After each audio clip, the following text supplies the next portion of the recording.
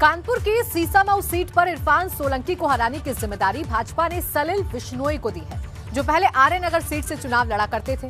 सलिल विश्नोई 3 बार विधायक रहे हैं और फिलहाल एमएलसी हैं। सलिल विश्नोई का दावा है कि 2022 में सीसामऊ की जनता बदलाव का मन बना चुकी है।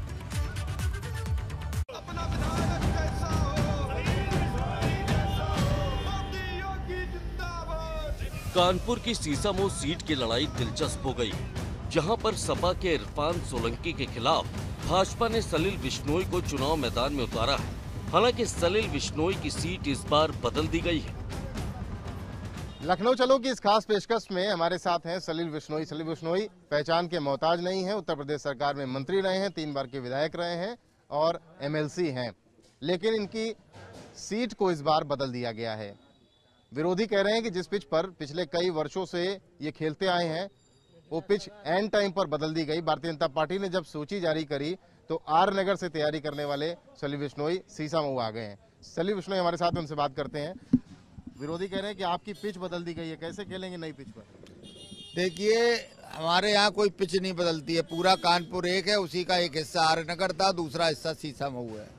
हमारी पार्टी ने देखा कि पिछले 25 सालों से ये सीट हमारे प्रत्याशी नहीं जीत पा रहे थे। पार्टी ने हमको ये मौका दिया है कि हम इस सीट को जीत के पार्टी की झोली में डालेंगे। और पिच बदलने से कोई नहीं है। हम जब शहर में काम करते थे आर नगर विधानसभा में, तो सीसामऊ के लोग भी पहचानते थे, सीसामऊ के लोग भी चर्चा करते थे। और हम तो व्यावसायिक क्षेत्र आर नगर के विधायक थे, जहाँ हर आदमी को उस क्षेत्र में जाना पड़ता, और उन्होंने हमारे विकास कार्यों को देखा और हमारे निरंतर उपलब्धता को देखा। और हमने हमेशा जो है मोदी जी की तरह सबका साथ, सबका विकास और सबका विश्वास के साथ हमने अपने क्षेत्र में विकास के कार्य कराए हैं। जनता का स्नेह मुझे पूरा मिलता है। सीसामऊ के कार्यकर्ता भी हमारे साथ दिन रात लगे हुए हैं, उनका भी सहयोग हमें मिल रहा है। हम अपने कार्यकर्ताओं के मेहनत के बल पर, पार्टी की नीतियों के कारण, मोदी और योगी की कामों की शैली के कारण हम सीसामऊ में भी केसरिया झंडा फहराएंगे।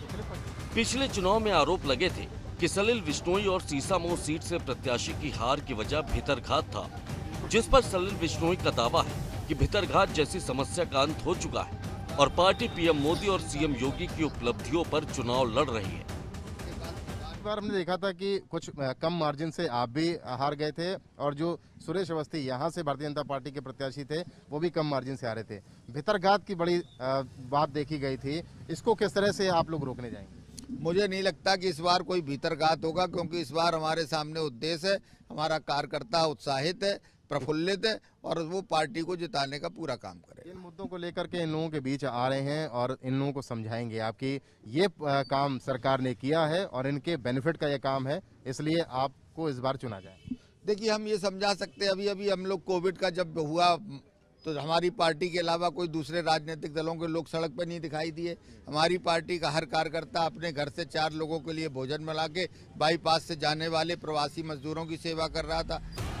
सपा विधायक इरफान सोलंकी ने सीसामऊ में मौजूद मंदिर के जीर्णोद्धार के लिए 25 लाख रुपए की मदद अपनी निधि से दी थी। सलिल विश्नोई का आरोप है कि ये सिर्फ जीत हासिल करने का हथकंडा था। का तो जवाब दे रहे हैं आप। राम मंदिर की बात कर रहे हैं और वनखंडेश्वर मंदिर जहां पर आप खड़े हैं, दर्शन किया आपने, वनखंडेश्वर मंदिर के जीर्णोद्धार के लिए 50 लाख रुपए अपनी निधि से देने की बात इरफान सोलंकी कर रहे हैं। ये पिछले 25 साल से इस परिवार के इस विधानसभा में राज्य था।